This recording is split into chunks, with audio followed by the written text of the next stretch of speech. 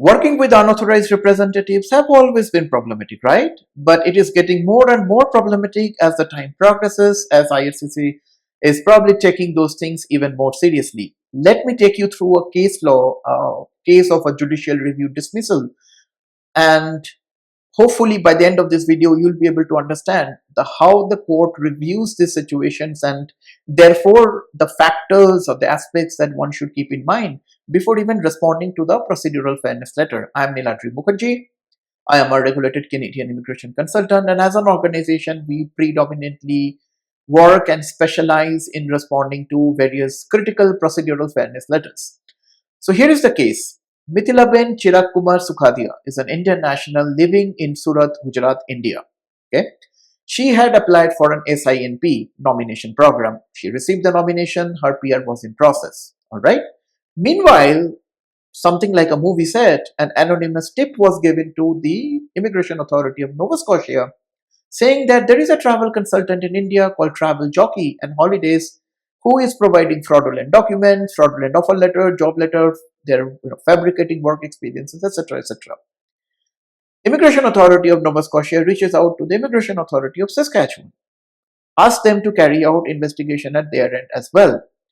Saskatchewan Immigration Authority carries out the investigation, and they found out that in the Facebook page of that particular unauthorized consultant, a person's name is given, a person's nomination certificate is given with the complete name, UCI number, etc., etc., and the name of the person whose nomination certificate was advertised by that consultant is Mithilaben Chirag Kumar Sukhadia, right? Then IRCC found out that probably this lady has been using this consultant, and therefore she has used an unauthorized consultant, okay, which is not something that IRCC appreciates. They sent a procedural fairness letter with a 30 days of deadline standard. The client responded to the procedural fairness letter in about 2 days' time, saying that, well, I did not do anything. Kindly process my application. This application is very important for me. All right. What did Immigration Authority of Saskatchewan did? They withdrawn her immigration certificate, the nomination. Obviously her PR was stopped being processed. Then the client or the candidate here, Mithilaben Chirag Kumar Sukhadia, she hired a lawyer and filed for a judicial review. Judicial review was dismissed. In the judgment, the justice has categorically stated a couple of very important aspects, which is what I thought to highlight here.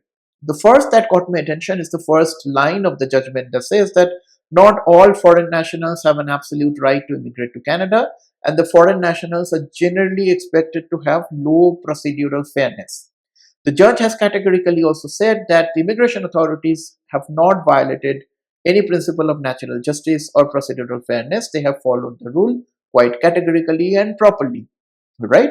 The court has said that because 30 days of time was given to the candidate, the response was not proper. The response should have been backed by evidence. Very important to know. Response should have been backed by evidence. Response should have been backed by more documentation, would have been more comprehensive, etc., etc. And now you cannot introduce new evidence as a part of the judicial review process.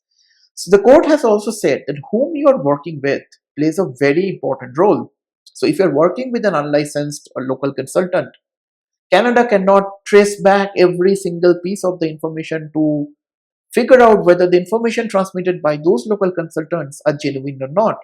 Contrary to that, if you are working with a licensed consultant or a lawyer, a basic level of filtration is understood to have taken place, and therefore IRCC can do its actual job. Okay, so whom you are working with, and I'm not saying that working with some representatives, representative X would give you more advantage over representative Y. What I'm trying to say is that working with licensed representative makes the profile look validated, and therefore IRCC is able to carry out the due diligence at their part, okay, rather than figuring out, well, whether the information is being correct or not, or whether there's been any fraudulent document in place or not. So that thing has been re-clarified by the court. In the end, the judicial review has been dismissed. So this is a classic example of two things. Number one, working with unauthorized local consultant is not tolerated, period. Okay. Number two, When a procedural fairness letter is being sent and gives you 30 days of time or whatever days of time, IRCC is granting you that kind of a time for a reason. Utilize that to your advantage. There is no hurry that you have to respond to the letter like immediately. It doesn't make sense. If you're given 30 days, take a reasonable amount of time to ensure that you are able to do everything properly, include all the evidences, all the documents, make it a comprehensive legal submission, and therefore the time taken by you, the time given to you should be utilized to the best of your ability and advantage.